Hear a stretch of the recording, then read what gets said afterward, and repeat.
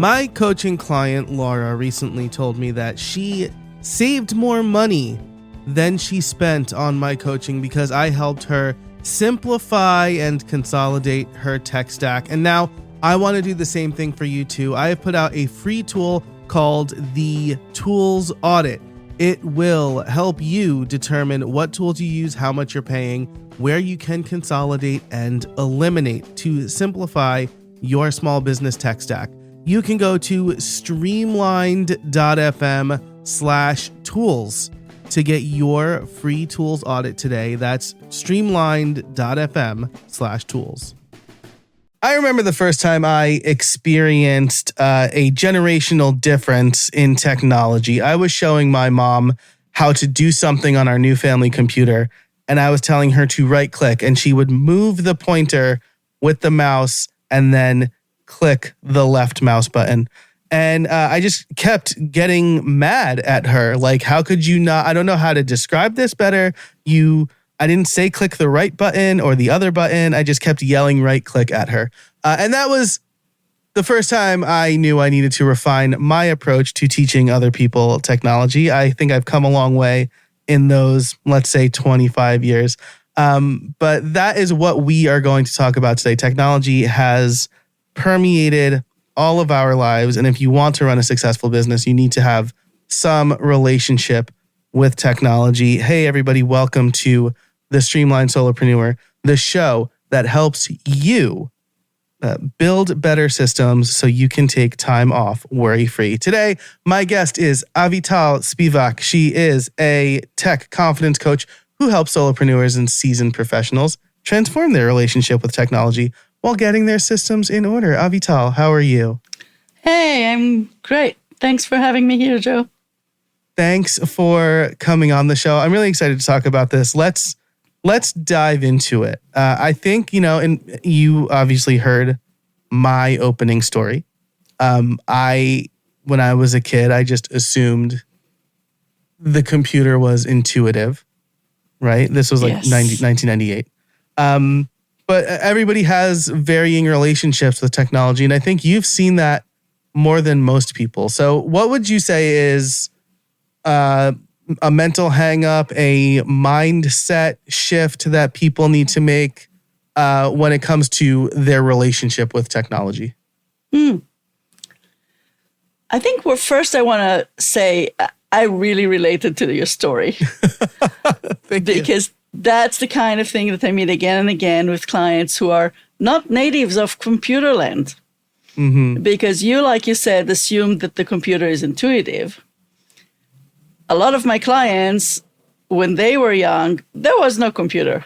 So there's nothing to make assumptions about. Yeah. And then when it comes to learning it, those who went in quickly, no problem. But they rode the wave. But those who waited until there was nothing to do but even the washing machine comes now with a screen instead of buttons. So you have to figure this thing out now. And that makes a big difference. And teaching people that come from that generation or from not really knowing much about computer takes a different set of skills. And I love doing that. But, awesome. To put it together with your question about the mental hang-up, for people like that, the main mental hang-up, I would say, is to say, I'm too old for that. It's too late for me. Can't teach old dog new things. Mm-hmm.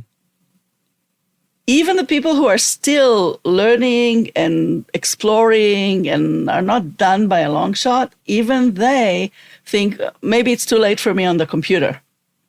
Yeah. And I would say not at all. My clients are anything between 50 and 95 so far. Wow. And just enjoying widening their experiences. And the thing is, the more things move, the more I see it also in younger generations. Mm-hmm. Yeah. I mean, case in point, right? I have a master's in software engineering. I am a millennial, so I grew up, I remember Windows 95 and how revolutionary it was. And, but like when someone asks me to like join a Discord, right? Or I'm like, Discord scares me, right? There's like too much going on. Yeah. Oh, what do I have to do on TikTok? I don't know this is weird, right? Like, so it's, you do, right? There's the concept of taste lock when it comes to music, right? We're at 35 years old, you kind of stop learning new music, right? Yes. I wonder if that same thing happens with technology. It's like you just get to a point where you're like, I'm happy with where I am. I don't want to have to spend my time learning new stuff. I would say that the sentence you said is quite accurate. And I want to challenge that. Mm-hmm. Because there's a difference between I don't want to learn new stuff, like I've had enough of this. Yeah. And I can't learn the things I need. Mm-hmm. Huge difference. Yeah. And the thing is pretty cool because, okay, when you're younger, maybe you're like exploring. What's this? This new thing, this new thing, this new thing. And you run around and you've had enough of that. Right. But that doesn't mean that, I want to do this thing, whatever that is in your life that you want to do. And maybe there's a digital side to it.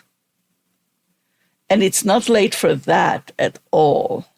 So it makes a big difference. And I think part of the problem sometimes, if I can go there, is that people are thinking, okay, I have a problem or I have a need. There's a tool for that, there's an app for that, right? That used to be a saying, but people immediately think, what's the tool I need? That, I would say, is the biggest hang-up that I need to address with people. Because I have a need doesn't equate there's a tool or I need a tool. Yeah, this is really good, right? Even so, when I was in software engineering, I had a coworker who every 2 to 4 weeks would say, hey, this new framework just came out. We need to try it. And every time I would say, what specific use case does this framework solve that we cannot solve with our current tool set? Right? Because if you just want to try things, do that on your own time, right? But like, I'm trying to make a piece of software that could be supported by the whole team. That is not going to crumble when some fly-by-night framework disappears. And I think with tools, it's like what you said. I have a need is not the same as I need a tool. Like those are two different things. Yes, and I love the story because I think we might have shared the same colleague at some point. I'm a software engineer too. And I've had those. Yeah. And the learning from there was exactly like you said, what's this fly-by-night thing that disappeared? And there's, like a curve, a standard curve to a tool. It comes in, it's very new, nobody's almost using it. There's no customer support barely, nobody knows how to use it, but it's here and it's exciting and there's a lot of early adopters that would go there. And then, it gets to a point where it's very popular and everybody's rushing in and maybe it's not going to stick around. So for the fun of it, like you said, on your own time, yes, go ahead, check it out, jump into Discord, whatever it is. But if you're talking to me as a business owner who's trying to figure out how, what to use to get things done well in your business, I would say this is not the time for Discord necessarily. I mean, We're just stuck on the word Discord, but right. It's not yet the time to jump on whatever is the newest thing in town. And maybe we don't need anything. What's the current tool set? What do we have that might do this thing? Yeah. So absolutely. I mean, big piece. The thing that what you're describing now, I feel about OpenClaw, formerly Moltbot, formerly Claude-bot, right? I think it's like, and this is not shade on the developer, right? Not at all. He has built something cool. Peter Steinberger is his name. Built something very cool. And I think that lots of people are jumping on, this is the greatest revolutionary thing ever. I'm like, is it? Like, you have to give an AI shell level access to your computer.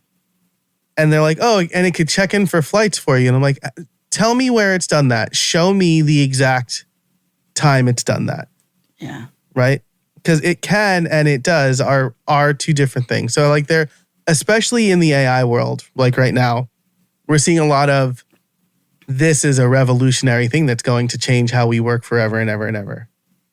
But you keyed in on something here that's like, what can you solve the problem with your current tool set? Can you tell me more about that? Because I think that maybe not for your clients, because you serve a specific, possibly tech averse set of clients. But I know like there are people who are my age and slightly younger who every time a new app comes out, they've got to try it.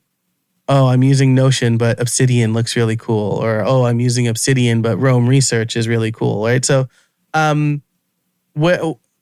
do we evaluate if our current tool set is it versus when we actually do need a new tool? Okay, so that again, even for my clients, that works. Mm-hmm. Because a lot of my clients are those who just like, it's overwhelming. There's just too much. Yeah. That's what I was saying. It's starting to get younger and younger because people are like, I used to be able to run with it, but I can't. So what now? Yeah. And now they're experiencing what the other generation experienced before, but it's coming just because there's so much happening. So right. The answer is this. If it's for your private enjoyment, go explore, enjoy it. That's fun. But here's how I look at tools and do I have something that's already relevant? I say, me and my tools were a team. I'm in the middle. I'm, the leader of the pack. I'm in the middle, but this is my team. And anything you can think about that you know about building a team and leading a team, you can look from that experience to how you talk with your tools or check in with, do you have? So when I have a new need for my business, I don't immediately go to get a new team member. I first check, okay, who's on my team? Do they have some skills maybe I haven't known before because I was, using them in a certain position? Mm-hmm. But I can ask, maybe my team member has more skills than I know in whatever it is that I need. And it's true with a lot of the tool platforms these days that they have a lot of capabilities that we may not remember even that they have or never knew. So it's really worth checking. Like if you're in the Google workspace and using a whole set, there's so many apps involved and so many tools, maybe something there already does that, and et cetera, et cetera. So you want to check in who knows who does. And even when you are going to recruit a new team member, think about your current team. Do they fit in? Will they talk with each other? Will they share information with each other? Do they even speak the same language? Mm-hmm. With people, we almost take it for granted. With tool, we forget to ask those questions. Yeah, this is really good. This is, and episode 510 of this show, I did a case study episode with one of my former clients, Laura Brazon. And this was one of the things she talked about. Like, she was paying for an email service provider, even though she just needed the free plan. Like, she wasn't using anything on the paid plan. And then she was also paying for OpenAI or ChatGPT, but she was also paying for Google Workspace. And I said, Gemini, I mean, I don't want to start like a flame war in the comments, but I was like, Gemini everything you're using ChatGPT for, Gemini can also do. And so like we were able to cut a ton of costs for her and simplify her workflow because, I set up an automation that created a Google Doc, and then she could talk to Gemini inside that Google Doc. So you're absolutely right. Like, I think we accumulate tools and then we use it for the one thing that we bought it for. Yes. And we don't realize that there is a treasure trove of other features that probably work better than trying to duct tape everything together. Yes. That's a huge piece. Yeah. So actually, I want to key in on something you said, which was if you are going to add a new team member, make sure it quote unquote speaks the same language, right? Yes. What does that look like? I can give you a practical example, and I'd love to hear like your bigger thoughts on this. I got a Remarkable 2, mostly for typing, right? I want like distraction-free writing in a way that I don't get on my iPad or my laptop. And so I wrote my first article. It was like between 700 and 850 words. And then I thought, how am I going to get this in my actual writing app? And it wasn't something I considered. I just said, well, surely it works with Google Drive and Dropbox. There's surely a way I can get this done. I did figure it out. That's coming in an upcoming episode. But it's something I kind of assumed would be easy, and it wasn't quite as easy as I hoped it would be. Brilliant example. Love it. Yeah. And yes, I've helped a few clients integrate a Remarkable within their process. Nice. Yes, so I'm familiar with some of what you're talking about. Yeah. And I'll give you an example that is quite common. Somebody that has a Windows machine at home and an iPhone in their pocket. Mm-hmm. So 2 different worlds, the Apple world and the Microsoft world. And now we have machines that are speaking different languages. Now, where does it come to bear? Because some people would say, so what? But they have their Gmail, some kind of Google address, right? A Gmail address. And they're looking at it on their phone in the Apple app, Mail app. And they come to me and they say, why aren't people are sending me calendar invites, but they don't appear on my calendar. What's going on? And I start untangling with them. So not only they have the iPhone with the Mail app that's looking at their Gmail account, it's also looking at their, if you remember that this existed, their Hotmail account or Live account, Microsoft. Let's say their Microsoft account to be. Yes. Okay. So they have a Microsoft account that on their machine, they look at it through an Outlook app. On their iPhone, that look at it through their Mail app, the Apple Mail app. And then they have a Google account and they're using the Google Calendar. So now we have the Mail Apple app, the Outlook app, the Google Calendar, and invitations that come to their Microsoft account don't appear on their Google Calendar, and they're surprised. And this is more common than I want to, Yeah. And so what this speaks to, right, is like, because I mean, they probably didn't think about the interoperability, right? You're just saying, oh, well, I need a laptop. I have $600 to spend. Yep. This one looks good, right? But you want the iPhone. I mean, like, the reason I switched from Android to iPhone was the exact reason you're talking about, right? Like, my phone did not talk to my computer in a way that I wished it had. And today, I'm like, I don't know that I'd be able to leave. I don't know that I'd be able to get an Android phone now because of the fact that I could, like, take a screenshot on my phone and it is already on my computer's clipboard, right? Like something like that, right? Well, that's what's happening with my Android and my Windows machine. Yeah. I take a picture, it's there. It's right. Which goes to another thing that you talk about, right?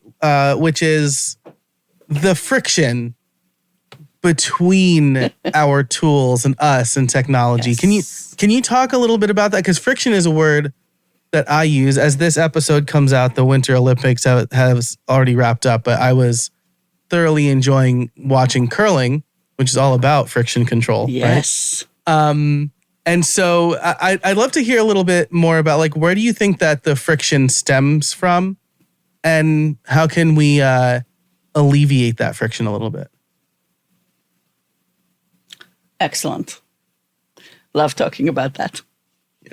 So the friction is that what I'm calling friction is what people think of as like, the computer again, or the whatever, right? The mail, the this, the calendar, the whatever it is, it's that kind of experience of it's very low grade. I'm not talking, I mean, it can build up to like, I want to throw this thing out the window.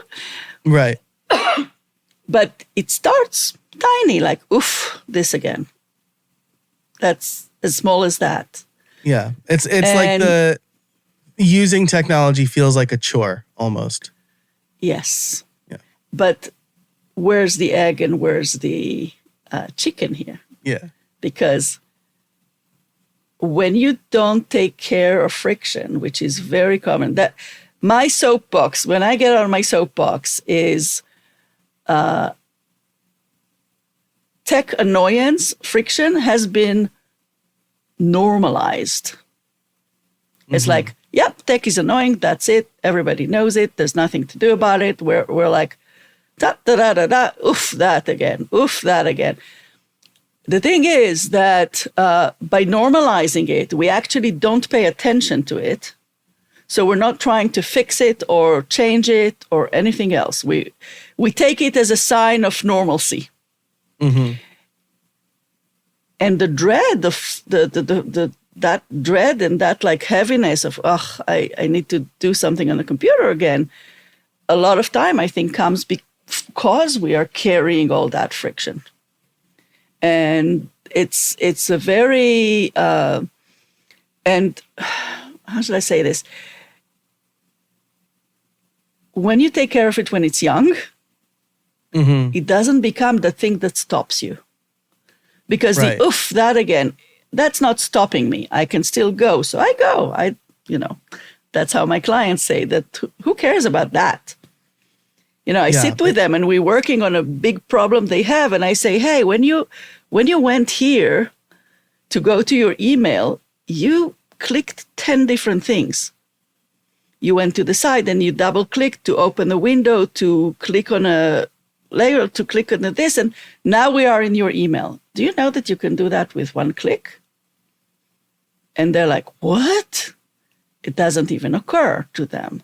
But every time they go to the email, it's a chore to go to the emails. So maybe they don't go there as fast as they need some piece of information. They're trying to deal with it without, and then later, and then by the time they get it, they forgot why they went there.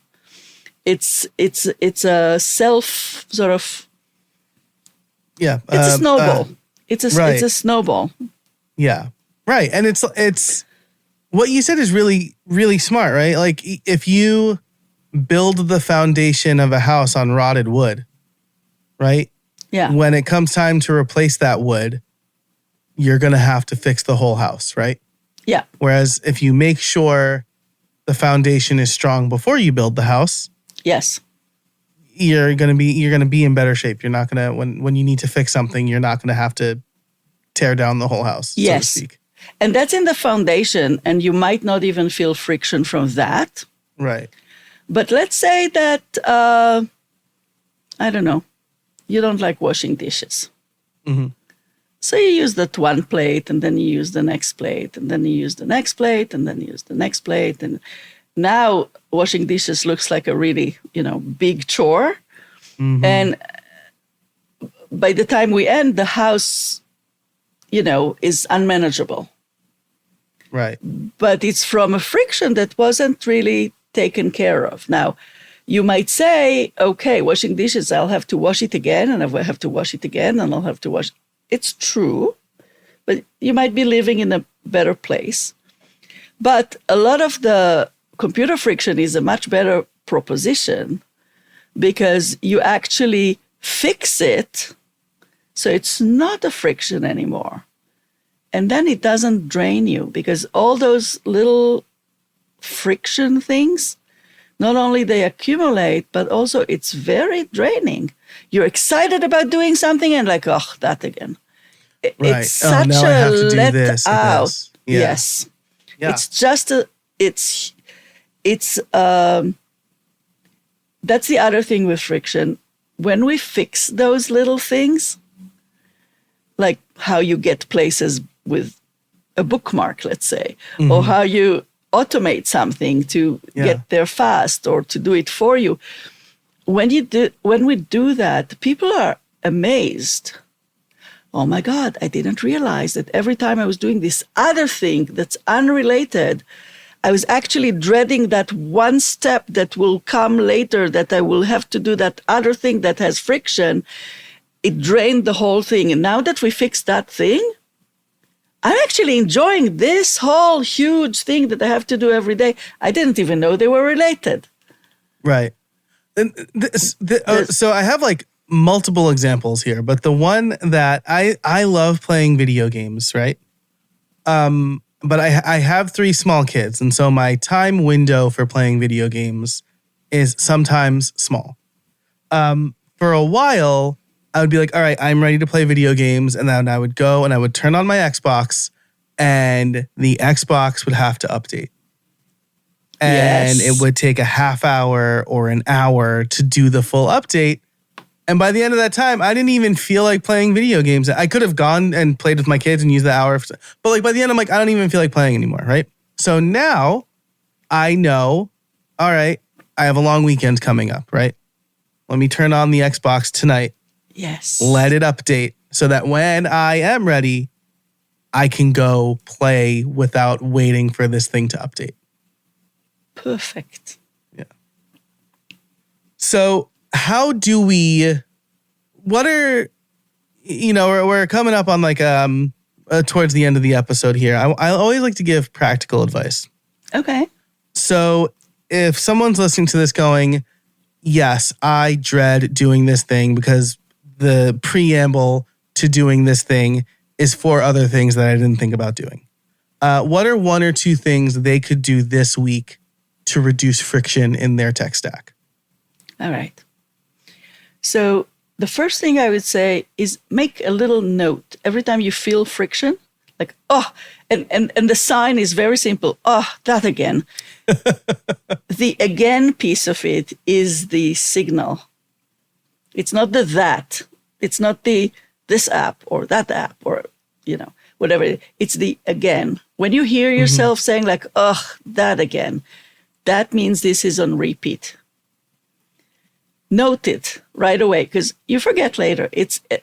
We have normalized this so much that if I asked you, give me a list of your 10, most common frictions, you may rattle a couple, but mostly you're like, what are you talking about? I'm okay with computers. Yeah. But if you listen to yourself say this like, oh, that again, or feeling it, write it down. So that's first. Get a few of those in. You might be surprised how many times a day the same one reappears. That's a sign. Okay, so that's the first thing. Find them. And they're not as obvious as you might think. 2 is take something that's the smallest one. Like, take something, not smallest, biggest. Take something and think for a moment, what would it take to get away, like to brush this friction so it's not existing anymore? What can I change so that this doesn't occur? The surprising thing is that you would find that for a few of those things on the list, you already can think of something. You just never thought about it because it was so, that you don't even take it out. So look at those options. Like, okay, I can do this for that. I can do this for this. I can do that. Okay, that one is 5 minutes. That one, I need to take an hour and set this thing up and send this thing. Okay, an hour, not now. Take the smallest one and fix it now. And then see what happens, because the amount of energy released from the smallest ones sometimes is enormous. That will give you momentum to take the next one up the list and tackle that. This is really good, mostly because I feel like I'm generally good at this, but you made me realize I have, this is going to get a little bit in the weeds for some folks, but I have an automation on my computer, a shortcut that runs whenever I take a screenshot, use ChatGPT to rename that screenshot something better than screenshot and then the timestamp, right? Like something descriptive, right? I like that. It's cool, right? The problem is that once it's renamed, it's no longer on my clipboard. Oh. And so I will take a screenshot and then go to paste it into whatever app, and I get an error that the file is not found. So as you were talking, I updated this automation to, after the file is renamed, copy it back to my clipboard, right?